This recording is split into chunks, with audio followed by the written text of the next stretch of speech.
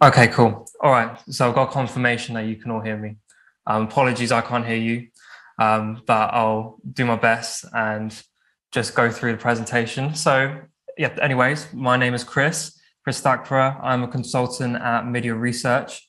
We are an entertainment insights and analytics firm. We do a lot of work across the music industry as well as other entertainment verticals with our own data from our surveys, reports, blog posts. You should check out the blog, it's great. And also in my particular role, working in ad hoc bespoke projects with sort of labels, platforms, funds, investors, startups as well, all across the board in music. And so today I'm going to talk to you about the future of the music industry in the creator economy, which is something that's really passionate for me with the whole creator focus of the music industry, because that is personally my background as a creator and working with creators in particular as well. And so with the creator economy, I think it's a really exciting development in music, which I'm keen to share with you what we've learned. So we're going to start off with the incentives for growth. So really, what is the soil in the music industry that is providing the fertile ground for this excitement in the creator economy?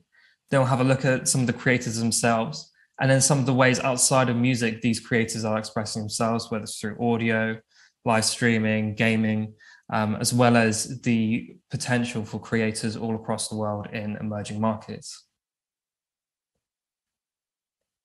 So with the incentives for growth, we can see that music and streaming is falling behind, with this competition for attention, because there is a whole, let's say, battleground happening right now with the attention economy, because there are so many channels to be entertained with, and there's just not enough time in the day to be able to access all of them. So a lot of these platforms and places to consume entertainment are all competing with each other for attention. And with all of these new platforms and the amount of time spent on entertainment, is this investment coming into the music industry, coming into the creator industry, and just the broader entertainment industry, which when investment and capital flows, there are typically changes and new directions that are happening with the places where that capital is going into. And from that, we're seeing this long tail, this massive amount of creators and the tools and the platforms they're using, reshaping the music industry as we know it and changing the way we interact with and value and play with music. So this slide right here is really important. I want to spend some time on it, breaking it down, because when the first lockdowns happened in the pandemic, there was naturally a lot of free time that was left over from commuting that suddenly become available for consumers. And for a lot of them, they channeled that free time into entertainment. And so over the first 6 months that we measured, we saw this bump in entertainment time. And it happened all across the board, across all of these different channels. And what we predicted during that time is that as the lockdown subsided, that attention would essentially crunch and it would contract. And that's exactly what we saw, where with the amount of time that was gained, almost half of it was essentially lost and wiped out now. And so where you've had this growth in attention across all of these different platforms, consumers are given the freedom to make new choices. Now they're suddenly having to make new choices based on what are they going to stick with rather than what are they going to explore. And so where does this leave music? So initially music was not keeping up with the average of the overall entertainment growth. So the total time was 12% and music grew by 9%. And in this contraction, music did fall just slightly, but it's now doing a bit better as a sense of the share of consumption across all of these different channels. However, the big talking point from this attention crunch is that even though almost half of that extra time got lost, during that period, social and social video still grew. So even though there's been a 42% decline, there's been growth within that decline on the social front. And I think this really encapsulates the underlying dynamic of the creator economy, where you're seeing this dynamic going on with TikTok, with all of these platforms, and their growth coming at the expense of music. And so we can actually see that here, where we're looking at the historical growth over the past few years of Spotify and YouTube, and the amount of adoption that they're getting with consumers on a weekly basis. And this year, Spotify's growth stalled. It's pretty much stagnant there. Whereas YouTube, which is a bit more of an interactive platform, continued to grow. And then, of course, TikTok has seen just tremendous growth over the past couple of years. And what this is essentially saying, even though it's just 3 platforms here, there's been so many other channels to consume music and experience music creators over this period of time as well. So the music consumption landscape is diversifying. It's not just about streaming, and it's not just, I want to consume music, I'm going to go to a streaming platform. There are so many other ways now to be able to experience music and to get access to these creators behind it. And with this growth in social at the expense of music, we've done quite a lot of projects with that have involved independent artists. We've been speaking to them, and one of the really fascinating things that they've been saying to us is that so many of them, even though they're relatively successful in streaming in terms of getting streams in the hundreds of thousands, getting tens of thousands of monthly listeners, it's just not enough for them to be able to make a living and pay their bills. And if you think this is for like solo artists, with bands and groups, it's going to be an even more exacerbated problem.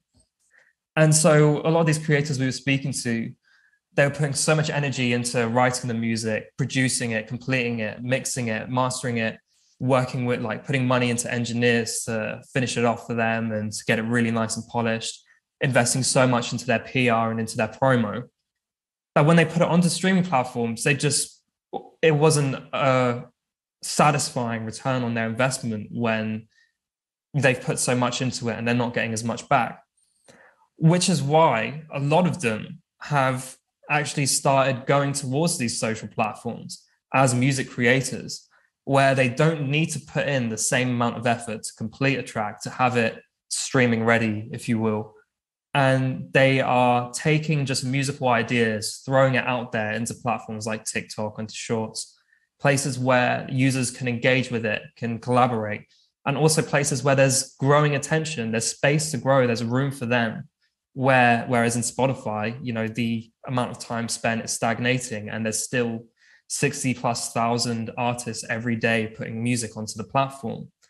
So we're seeing this dynamic where artists are becoming music creators in the same way that content creators are, where the purpose of music isn't necessarily to be seen as a final piece or a final product. It's there to be content, to drive engagement, to drive attention, and to then from that give them an idea of what types of musical ideas are sticking with their audience, that are resonating and have the most potential to be turned into something that can then be released onto Spotify. And that's exactly what this artist Pink Pantheress did, just throwing out a lot of ideas onto TikTok, seeing which one of those landed.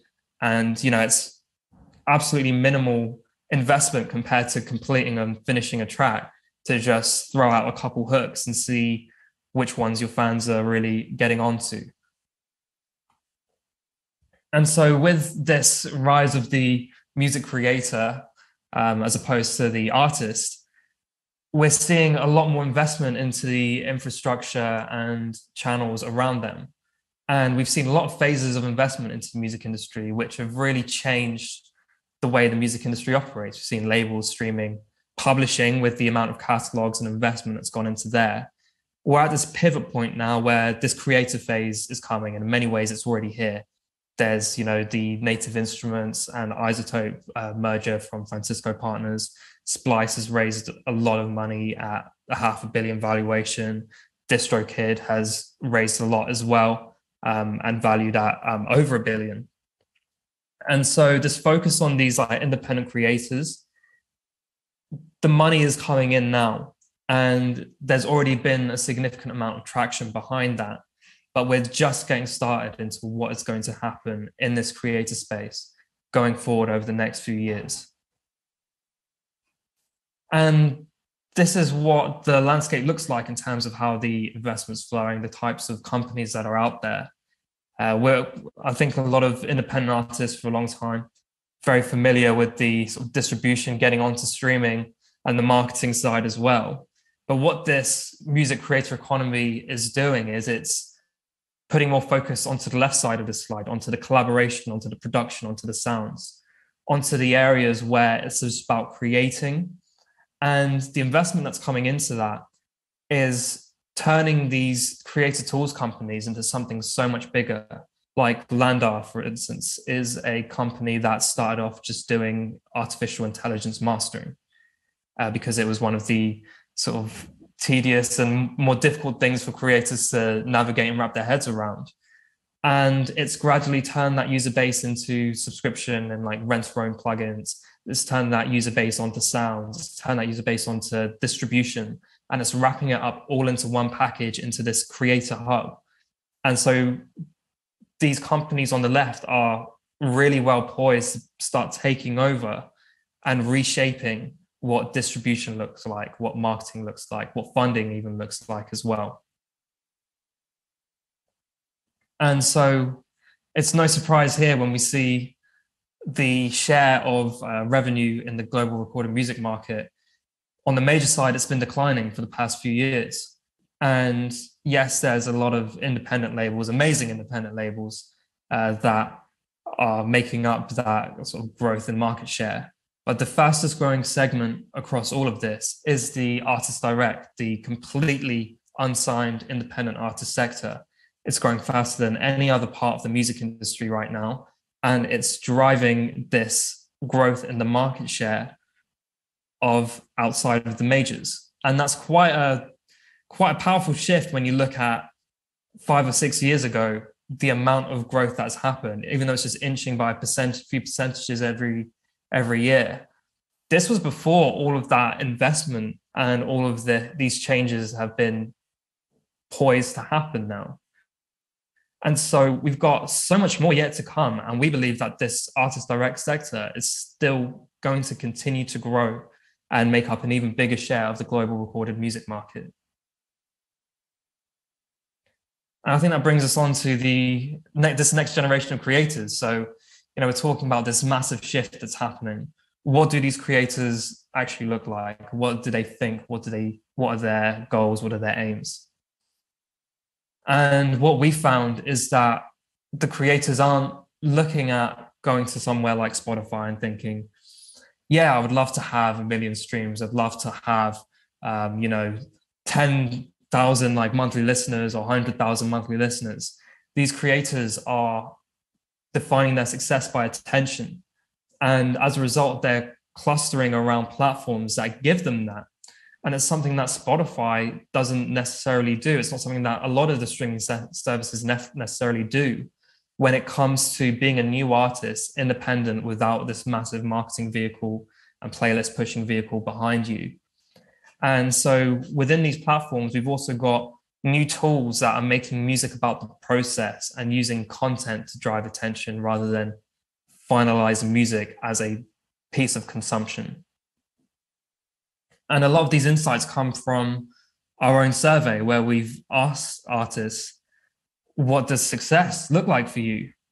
And for the majority of them, it's just respect and recognition within a scene, within their own community, to be able to build this loyal fan base and to just be able to make music and to be able to share it with the world. And so these are really powerful values and attitudes that are driving this shift away from chasing lots of streams and chasing massive amounts of consumption, towards going after attention, going after recognition, and turning that into respect. And so when we look at the youngest generation of consumers, we want to see what platforms are standing out in terms of not necessarily the amount of Gen Z they have on there, but the share of Gen Z. So how much of a proportion of their total audience is made up of people ages 16 to 24. And it's quite incredible to see Discord up there overwhelmingly, with the majority of its audience being in Gen Z. You've got the social platforms, Snapchat, TikTok, SoundCloud as the biggest music service, one that is so focused on community, so focused on engagement and consumption. As well as we've also got Twitch there, which is a live streaming platform that is also quite community driven too. And so once we saw this, we wanted to have a look at these platforms and have a look at what do the creators on these platforms look like. And so when we started mapping out the creative behaviors of the weekly active users of these platforms, you can see that small triangle shape in the middle is what all consumers look like. So that's the amount of consumers that will play an instrument, will watch videos on making music. And then we look at Gen Z's favorite platforms. And you've got the two social ones, which are like in the middle there, but it's these community platforms, the ones that are based around gaming, which like Discord and Twitch, that are really overwhelmingly creative. They're full of creative people. They're full of people who are learning instruments. They're full of people who are playing right now, people who are wanting to buy an instrument, uploading music as well. And so this, we don't have to think of this as much as this is a new generation of creators. This is a new generation that is creative more than anything else, more than any of the other generations. And the platforms that they cluster on are showing that to us through our data. And so what this means when we look at the way the creators are engaging with these platforms and the way creators are interacting with each other, we've gone from a place of just uploading music and sharing it to interacting it and to recreating it and to collaborating together. And one way to look at it is how music creation for so long was not really accessible to the masses. In the same way that photography wasn't a couple of decades ago until a platform like Instagram came along, and then video making until a platform like TikTok came along. And now we're poised for new platforms to emerge based around music making, based around tools that are going to do the same for music, where this creative generation can now express themselves through music, whether that's through their own original consumption creations or through remixing and engaging with other creations from existing music. And so with this, with the tools that are developing in the creative tool space that are enabling just everyday consumers to become creators, as they become integrated into platforms and sometimes turn into platforms themselves, like BandLab has, you've got this really interesting blur between what is a consumer and what is a creator when the consumers on the platform are creating and recreating the content of other creators. And so with music diversifying away from this traditional streaming model, this traditional just listening to a finished track, towards actually engaging, interacting, playing with music, we wanted to look at what are the other channels that we can bring into this from our broader entertainment coverage. And so we're going to have a look at audio right now, as it's quite closely related to music. And we've seen podcasts growing at the expense of music on streaming services. It's one of the issues of why music is struggling to compete in the attention economy, as well as some of the other entertainment verticals might be. But just because people may not be listening to music as much doesn't mean they're not engaging with artists and engaging as fans.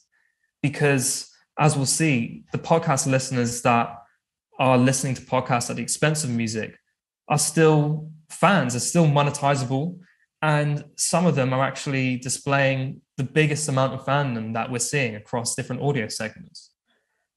And so I'll just have a quick breeze through this where, we've got our different streaming platforms, and we can see from our data that there are a significant amount of consumers listening to less music because they're listening to podcasts. And, as I said, we've got a lot of these users who are listening to podcasts that are then listening to podcasts in place of music. We looked at what are their behaviors related to how they spend money on music and music-related things. And we actually found that these podcast listeners are actually over-indexing by quite a bit on engaging with music in their fandom, which wasn't what we were expecting to find. We were expecting to see the less you listen to music, the less you're likely to engage with as a fan. And this really encapsulates this streaming and artist to creator and content dynamic, because what you might not be able to do with streaming and streaming music is actually lean in and engage with and give your active attention to the artist you're listening to, because so much of music listening is becoming passive and it's happening in the background. Whereas podcasts give creators and artists an opportunity to show their personality, be able to bring something where the user can lean in and can engage with more. So if you've done your Spotify Wrapped, you might have seen like different episodes of podcasts and commentary from particular artists in your sort of top artists, because this format gives fans something more. It gives them a reason to listen to artists, not just the music and not just, oh, this sounds good, I might just put it on while I do like the dishes or do some cleaning or something. It's something where you can actually sit down and be immersed in what the artist is saying, and that is what translates into fandom. And so we just wanted to double check this because it was quite a revelation for us when we were looking at that. And what we saw, is this paid fandom related behaviors of different audio channels of the users who are listening weekly across all of our markets. With all these behaviors, podcasts comes out on top. Podcast listeners on a weekly basis are more likely to buy merch, pay for live streams, pay for downloads, do all of these things more than the typical weekly user of a streaming service, and way more than a typical weekly user of radio. And so we wanted to look at another channel as well, which was live streaming, because we're seeing live streaming becoming a bigger part of the music industry, and the users of music streaming services engaging with live streaming as well. And we're still at a very early stage, but there's a lot of room to grow here. And I wouldn't say we're massively optimistic as some people may be with sort of live streaming, particularly with live music for real coming back. But this is certainly a channel, and one which other markets across the world have actually built their industries on the back of. And so looking at these paid fandom related behaviors again of people who are weekly active users of these streaming services, we found that with the exception of Spotify, paying for a live stream concert was actually the most common sort of paid fandom related behavior. You can see like there with Tidal and Amazon, it's more common than people actually buying merchandise. And so this is a viable proposition for a lot of artists. It's one which doesn't necessarily have a lot of barriers to entry either, because there are so many creators on Twitch that are just going on there and experimenting with how they can present their music and present themselves as an artist. And more of them are starting to crack the code and work out what it is about Twitch culture that they can fit in with and how they can maximize the monetization opportunities that live streaming brings. And with these streaming services in particular, with the exception of Spotify, they're all backed by financial services companies. So Apple has Apple Music Pay, Amazon's got its own payment system, plus everyone's who's on there tends to have their own Prime account, which they're already paying for. And then Tidal as well, backed by Square, which is, I believe they've changed their name today to Block. But yeah, Tidal being bought by Square earlier this year. It's creating this ecosystem and this foundation for this financial services revolution to happen within live streaming that will enable fans to pay through live streaming a lot more easily. And that's important also because when we looked at where's live streaming most popular, the Chinese music industry has seen a lot of growth through monetizing live streams and monetizing fandom through streaming and presenting the artists in the same way that we saw within podcasts and within that whole audio segment. It presents the artist's personality. It gives a lot more leeway for interaction and for intimacy that exacerbates fandom, which can then translate into paid behaviors.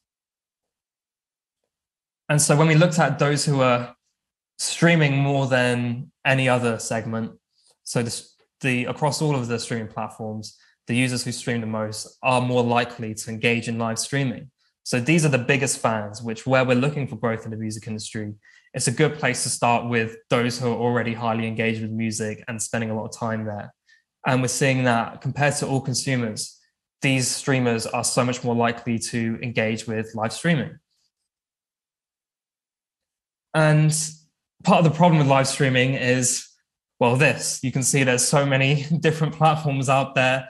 When the pandemic happened, half of these companies set up during the pandemic. There's a lot of fragmentation here.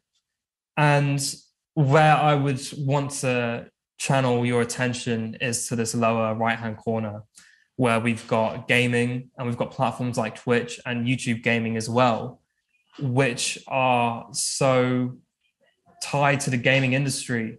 They actually, with Twitch and platforms like Discord as well, started off as a gaming platform.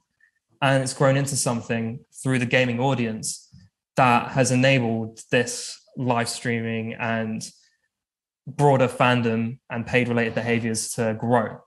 And so that's what we're going to look at now, these gamer creators and the creative behavior within gaming, because in-game spending is a brilliant opportunity for music. And the gaming industry is huge. It dwarfs the music industry and most other entertainment industries as well. And their users are fascinating.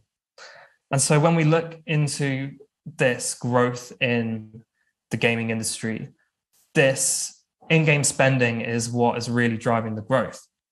And what is really the big takeaway from this is with in-game spending, you're not looking at making all your money from selling just a physical copy of a game. You're looking at bringing users into it and then through engagement, creating new ways for users to spend money. And that's where music has a great opportunity, because gamers tend to be, the more they game, the more they tend to be into music.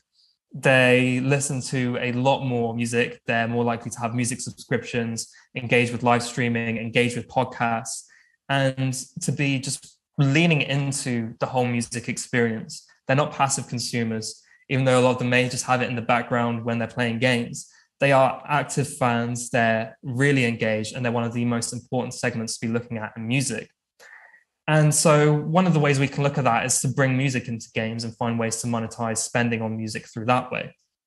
But another way we can look at it is through creation and through this burgeoning creator economy.